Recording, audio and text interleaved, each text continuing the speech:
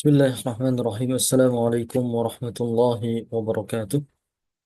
الحمد لله رب العالمين، والصلاة والسلام على أشرف الأنبياء والمرسلين، نبينا محمد وعلى آله وصحبه أجمعين. اللهم علمنا ما ينفعنا وانفعنا بما علمتنا وزدنا علما يا رب العالمين. إخوتي الكرام، أعزني الله وإياكم جميعا. Kita melanjutkan kajian kita membahas kitab Tauhid karya Syekh Muhammad bin Abdul Wahhab rahimahullah.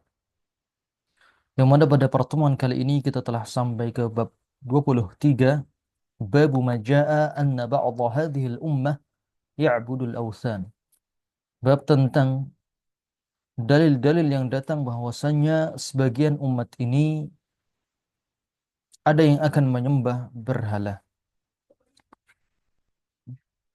Jadi beliau menegaskan dalam judul bab bahwasannya sebagian dari kaum muslimin akan ada yang melakukan perbuatan-perbuatan kesyirikan, melakukan perbuatan kekufuran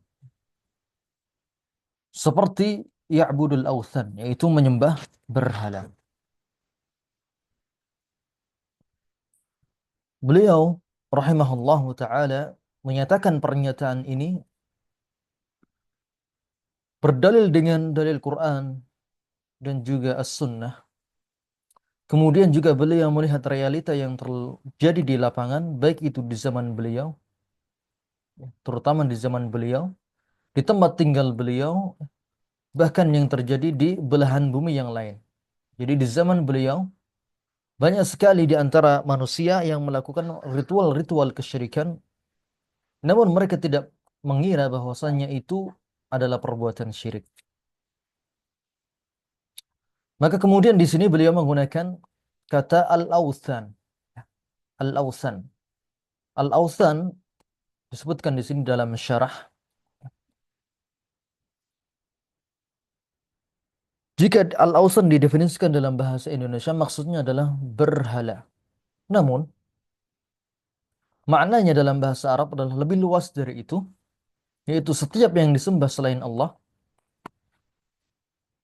baik itu berwujud, ya, seperti benda fisik, ya, seperti patung, berhala, pohon, kuburan, ataupun tidak berwujud fisik, seperti roh. Ya. Setiap yang disembah selain Allah, baik itu berwujud, dengan ada fisiknya seperti patung, ya, baik itu dari batu, dari kayu, ya, atau bebatuan yang dikeramatkan, atau pohon-pohon yang dikeramatkan. Dan juga bisa pula al-awthan, wathan, ya, adalah sesuatu yang disembah selain Allah dan tidak memiliki bentuk yang kasat mata, tidak memiliki bentuk yang bisa dipanca indera oleh manusia. Contohnya di sini adalah roh. Ya. Lebih spesifik lagi, yaitu roh orang soleh. Jadi maksudnya adalah bahwasannya nanti akan ada di umat Islam ini sebagian orang yang menyembah roh orang soleh. Sehingga maknanya adalah roh orang soleh. Al-awsan tadi yang dimaksudkan beliau lebih spesifik lagi adalah menyembah ruh orang soleh. Jadi bukanlah maksudnya nanti orang Islam ini akan, ya, menjadi seperti orang-orang kafir Quraisy, ya, yang membuat patung, kemudian sujud di sana, membuat patung dengan rupa-rupa, ada rupa manusia, rupa hewan. Bukanlah seperti itu. Ya. Namun maksudnya adalah bahwasanya nanti umat ini akan ada yang menyembah berhala dengan wujud yang abstrak itu, yaitu seperti roh. Itu rohnya orang soleh. Dan itu pun merupakan perbuatan kesyirikan. Setiap bentuk penyembahan, penghambaan diri kepada selain Allah, berdoa kepada selain Allah, meminta kepada selain Allah dalam hal-hal yang hanya mampu dilakukan oleh Allah, maka itu merupakan perbuatan kesyirikan. Sebagian orang meyakini bahwasanya umat Islam, ya, apabila seorang telah masuk Islam, tidak mungkin ada yang terjatuh kepada kesyirikan. Ya. Tidak mungkin nanti umat Nabi Muhammad ini ada yang menyembah wathan, menyembah sembah lain selain Allah. Ya. Mereka berdalil dengan hadis Nabi Shallallahu Alaihi Wasallam yang maknanya sesungguhnya syaitan berputus asa dari orang-orang yang mendirikan salat, yaitu umat Islam di Jazirah Arab, bahwa mereka akan menyembahnya. Ya, mereka mengatakan umat Islam nggak akan menjadi kafir lagi. Nggak mungkin mereka kembali seperti orang-orang musyrikin jahiliyah. Maka jawabannya adalah putus asanya syaitan tidak melazimkan tidak adanya orang Islam yang menyembah berhala atau menyembah selain Allah Azza wa Jalla. Kemudian jawaban kedua, syaitan berputus asa membujuk orang yang senantiasa mendirikan salat karena dia adalah ahli tauhid. Orang yang ahli tauhid dia akan menjaga salatnya, menjaga akidahnya, maka syaitan berputus asa untuk menyesatkan orang tersebut. Adapun orang Islam yang tidak salat, yang malas-malasan salat, maka itu akan menjadi sasaran empuk bagi syaitan untuk disesatkan. Kemudian jawaban yang ketiga, banyak dalil dari Quran dan Sunnah yang menyebutkan akan ada sebagian umat ini yang menyembah berhala. Dan dikuatkan di nomor 4 ini, para sahabat radhiyallahu anhum memerangi orang-orang murtad di Jazirah Arab. Karena kesyirikan yang mereka lakukan. Perlu ya kita ketahui bahwasanya setelah Nabi Muhammad SAW meninggal, banyak di antara orang-orang Arab, ya, terutama di pedalaman-pedalaman yang jauh dari kota Makkah dan Madinah, mereka kembali ke agama leluhur mereka, murtad dari Islam. Ya. Jadi mereka kembali menyembah sesembahan nenek moyang mereka, murtad dari Islam. Kemudian sahabat radhiyallahu anhum memerangi mereka semua. Maka wakil itu, ya, kejadian itu, realita itu menunjukkan bahwasannya kekufuran, ya, penyembahan terhadap patung itu bukanlah sesuatu yang tidak mungkin terjadi bagi orang Islam. Sudah banyak kasus-kasus orang-orang murtad, ya. Kasus orang-orang kembali kepada keyakinannya masing-masing.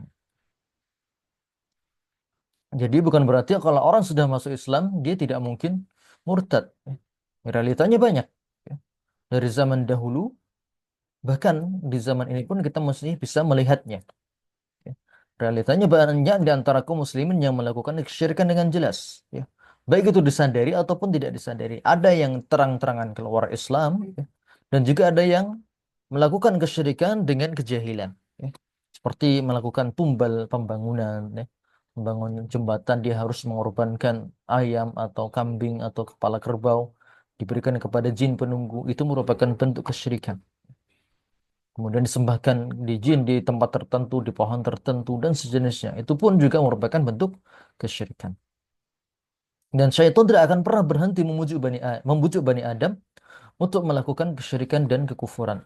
Itu merupakan tujuan syaitan, ya, dalam menyesatkan manusia. Jadi syaitan tidak hanya berusaha untuk membuat kekacauan, ya, atau untuk merasuki manusia saja, mengganggu manusia saja.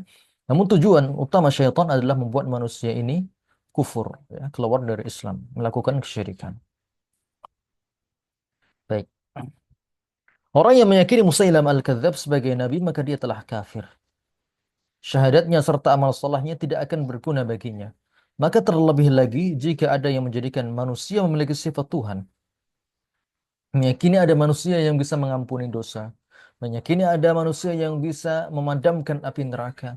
Meyakini ada orang yang manusia, yang bisa memberikan syafaat dan pertolongan kepada manusia lain dengan sendirinya tanpa perlu izin dari Allah, maka dia telah melakukan kesyirikan. Dia telah menyamakan antara orang tersebut dengan Allah Azza wa Jalla. Baik.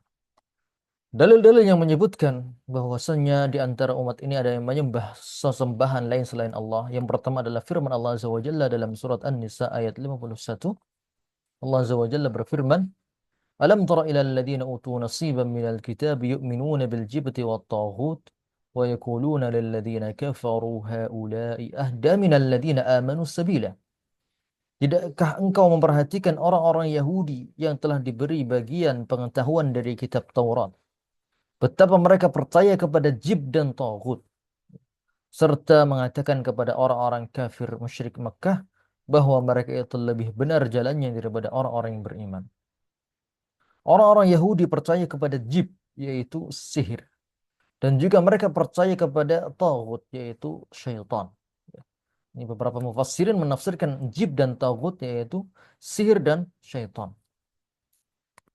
Orang-orang Yahudi mereka percaya kepada sihir, percaya juga kepada syaitan. Sebagian di antara Yahudi atau mungkin mayoritas Yahudi bahkan seluruhnya di era sekarang ini telah terjerumus ke dalam kekufuran dan kesyirikan. Dan jika ada segolongan ahlul kitab yang melakukan perbuatan syirik ini di zaman Nabi ya, maka di tengah umat ini juga akan ada yang mengikuti mereka. Sebagaimana sabda Nabi sallallahu alaihi wasallam, "La tattabi'anna sanana man kana qablakum." Shibran bi shibrin dhira'an wa bi dhira'in. Sungguh kamu akan mengikuti jejak langkah orang-orang sebelum kamu. Sejengkal demi sejengkal, sehasta demi sehasta. Hatta law dakhalu juhra dabbin tabi'tumuhum. Sehingga sekiranya kalau mereka masuk ke lubang biawak sekalipun, pasti kamu akan mengikuti mereka. Qulna ya Rasulullah al-Yahudu wan Nasara. Maka kami yaitu para sahabat bertanya, "Ya Rasulullah, apakah itu Yahudi dan Nasrani? Apakah nanti kita akan mengikuti jejak-jejak orang Yahudi dan Nasrani?" Maka kemudian beliau menjawab, "Siapa lagi kalau bukan mereka?" Jadi kalau di antara mereka ada yang percaya kepada jib dan tagut, sihir dan syaitan, maka beliau mengkhabarkan nanti akan ada umat ini, di antara umat ini yang juga percaya kepada jib dan tagut. Ada di antara umat Islam yang akan melakukan praktek sihir. Ada di antara umat Islam yang menghambakan diri kepada syaitan dengan melakukan ritual-ritual tertentu, penyembelihan, ya. Kemudian pengkeramatan pohon-pohon, penunggu-penunggu pohon, ya, dan seterusnya. Persis ya, sebagaimana yang disebutkan oleh Nabi Shallallahu Alaihi Wasallam. Kita bisa melihat realita ini di tengah-tengah kita. Baik.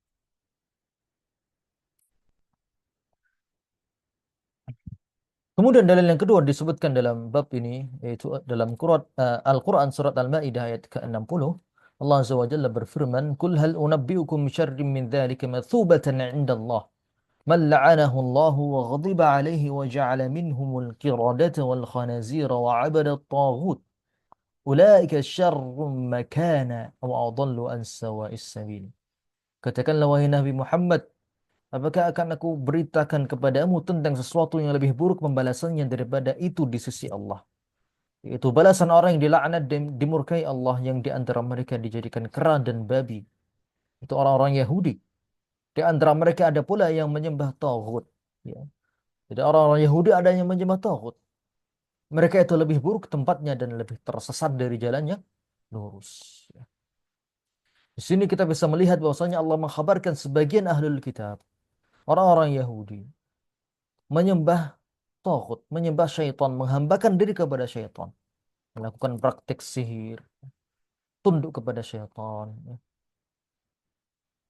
Dan jika di antara ahlul kitab ada yang menyembah taghut, maka di umat ini pun juga akan ada yang menyembah taghut sebagaimana yang telah dikhabarkan oleh Nabi Shallallahu Alaihi Wasallam. Jadi Nabi mengatakan kita akan umat ini nanti akan ada yang mengikuti orang-orang Yahudi dan Nasrani, selangkah demi selangkah, sejengkal demi sejengkal. Kalau di antara mereka ada yang menyembah taghut, ya, menyembah taghut, maka di antara umat Islam ini, umatnya Nabi Muhammad ini pun ada sebagian mereka yang melakukan hal yang sama, yang menyembah taghut, menyembah syaitan, ya, menyembelih untuk syaitan, ya, tunduk kepada syaitan, ya, untuk mencari ilmu sihir misalnya. Maka itu semuanya merupakan bentuk kekufuran dan kesyirikan.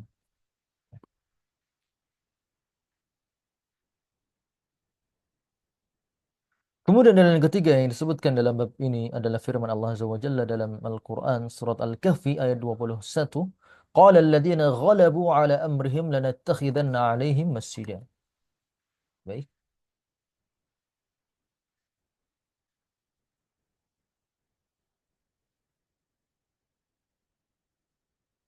Dalil yang ketiga, qala alladhina ghalabu ala amrihim.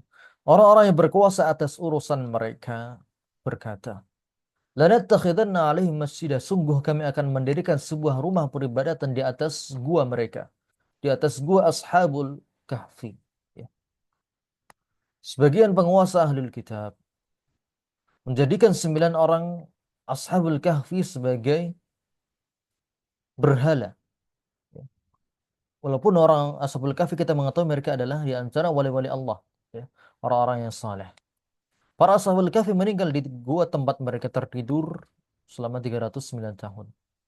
Kemudian manusia yang datang setelah mereka mulai gulu, berlebih-lebihan terhadap mereka, ya, bertawasul kepada mereka, meyakini mereka punya kedudukan di sisi Allah, hingga akhirnya dibuatlah tempat ibadah di atas gua tersebut. Ya. Mereka membangun, ya, mendirikan sebuah rumah peribadatan di atas gua mereka. Gua, mereka meninggal kemudian dikuburkan di gua tersebut. Kemudian orang-orang yang datang setelahnya mendirikan tempat ibadah di atas gua itu. Jadi mereka membangun gua di atas kuburnya orang saleh. Mereka mendirikan gua di atas kubur orang saleh. Mereka adalah Bani Israel sebelum datangnya Isa alaihissalam dan merupakan pengikut syariat Musa alaihissalam. Jika di antara ahlul kitab ada yang menyembah berhala, ya, ada yang membangun bangunan di atas kubur, ya, kemudian ya, beribadah di atas kubur, ya, maka di antara umat ini pun juga akan ada yang mengikuti mereka. Ya, sebagaimana tadi telah disebutkan oleh Nabi Shallallahu Alaihi Wasallam, umat ini akan mengikuti Yahudi dan Nasrani selangkah demi selangkah, sejengkal demi sejengkal. Dan kita telah mengetahui bahwasannya hukum membangun tempat ibadah di atas kuburan adalah haram.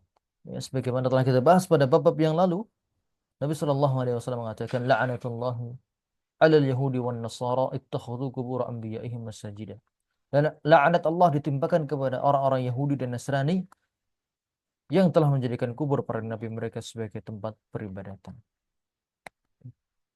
Maka sudah ada 3 dalil yang menyebutkan bahwasannya perbuatan-perbuatan orang Yahudi yang bisa kita lihat juga di zaman ini. Yang pertama tadi, mereka percaya kepada sihir dan syaitan. Umat ini pun juga ada yang melakukan hal demikian. Kemudian yang kedua, mereka menyembah tauhid, yang menyembah tauhid, menyembah syaitan, menghambakan diri kepada syaitan. Di umat ini pun juga ada yang melakukan demikian. Kemudian yang ketiga, mereka mendirikan bangunan di atas kubur orang soleh. Dan di zaman ini pun kita juga bisa melihat hal yang sama. Na'udzubillah min dzalik. Kita berlindung kepada Allah dari perbuatan-perbuatan buruk tersebut. Kemudian dalil keempat yang disebutkan dalam bab ini, yang merupakan ya, inti atau ya, hal yang paling penting dalam kitab ini adalah hadis Abu Sa'id Al-Khudri radhiyallahu anhu, anna Rasulullah sallallahu alaihi wasallam qala la tattabi'unna sanana man kana qablakum hadwa al-qudhati bil quddah hatta law dakhalu juhra dabbin la dakhaltumuh. Hadis riwayat Bukhari Muslim, Nabi sallallahu alaihi wasallam bersabda, sesungguhnya kalian akan mengikuti, meniru tradisi umat-umat sebelum kalian selangkah demi selangkah, sampai kalaupun mereka masuk ke dalam liang biawak, niscaya kalian akan masuk ke dalamnya pula. Ya, para sahabat bertanya, Al-Yahudi wan Nasara, apakah mereka orang Yahudi dan Nasrani? Maka beliau menjawab, siapa lagi kalau bukan mereka? Ya. Maka apapun yang dilakukan oleh orang-orang Yahudi dan Nasrani, maka sebagian dari umat Islam ini ada yang mengikuti mereka. Ada yang mengikuti mereka. Di antara mereka ada yang kufur, keluar Islam, murtad dari agamanya, maka di umat ini pun juga ada yang melakukan hal demikian. Di antara mereka ada yang durhaka kepada nabi-nabinya, umat ini pun juga ada yang melakukan hal yang demikian.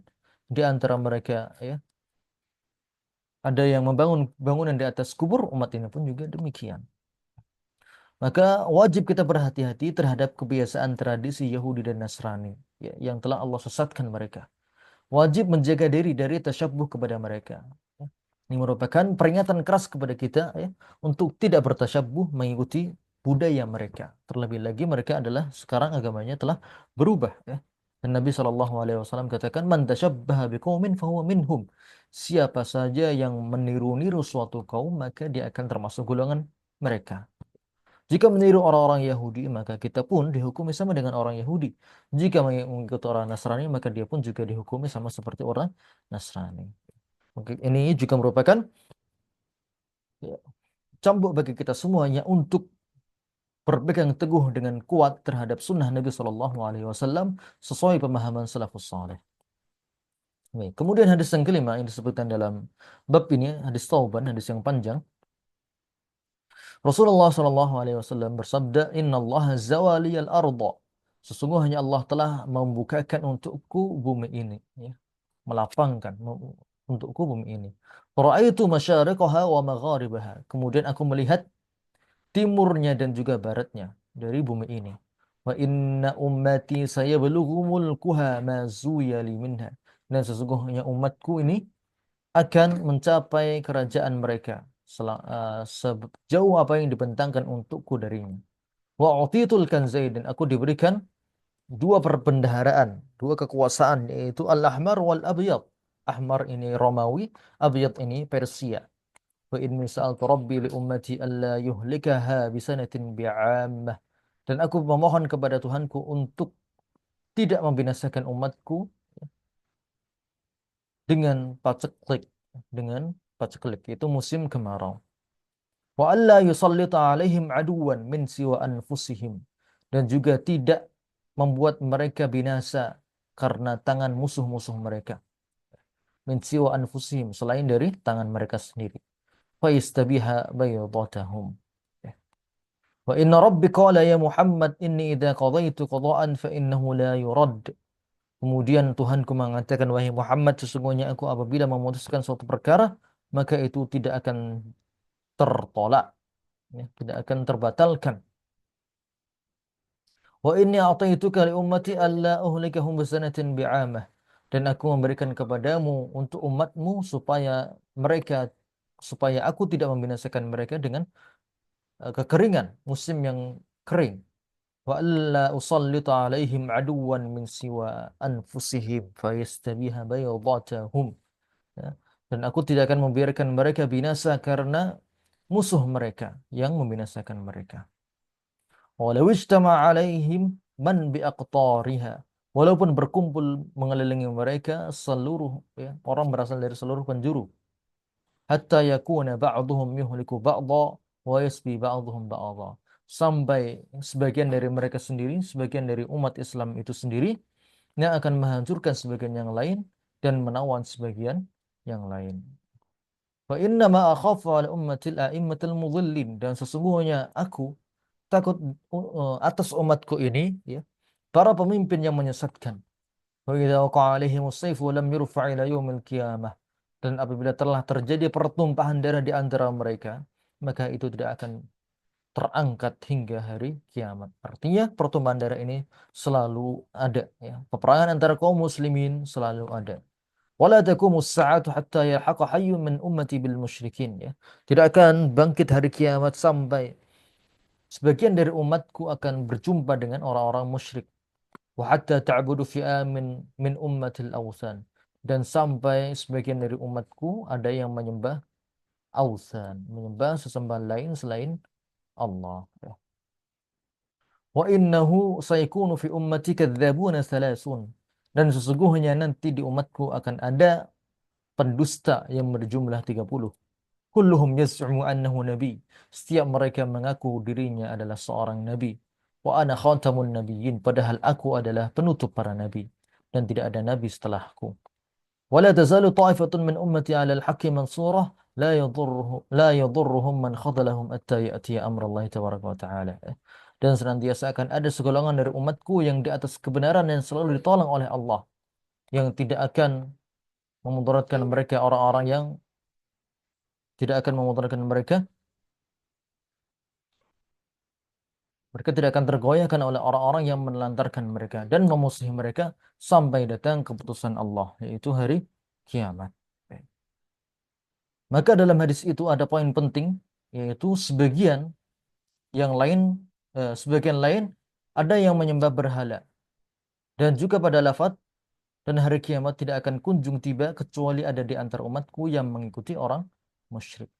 Dan kita bisa melihat bahwasanya sabda Nabi Shallallahu Alaihi Wasallam tersebut, ya, benar-benar telah terjadi di zaman belakangan ini. Dan bentuk menyembah berhala dan mengikuti orang musyrik tidak terbatas hanya pada sujud kepada berhala saja, seperti di zaman dulu, di zamannya kafir Quraisy. Di zaman ini bentuk penyembahan berhala dan mengikuti orang kafir bisa dilihat dengan ciri-ciri, ya, pindahnya sebagian kaum muslimin ke negeri-negeri kafir karena alasan duniawi, yang kemudian berujung pada keridhaan mereka terhadap keyakinan dan agama kaum kufar. Ya. Ujung-ujungnya adalah mereka meridhai keyakinan agama kafir. Ya. Bahkan ikut-ikutan menyebarkan pemikiran kufur mereka. Baik itu liberalisme, ada di antara umat ini ada yang berpaham liberal, sekularisme, ateisme, dan lain sebagainya. Baik.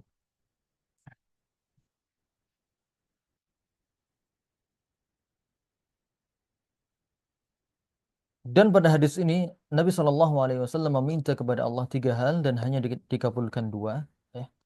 Nabi meminta kepada Allah untuk agar umat ini tidak binasa karena kekeringan dan Allah kabulkan. Kemudian Nabi juga meminta kepada Allah supaya umat ini tidak binasa karena dikalahkan musuh Islam dan Allah kabulkan.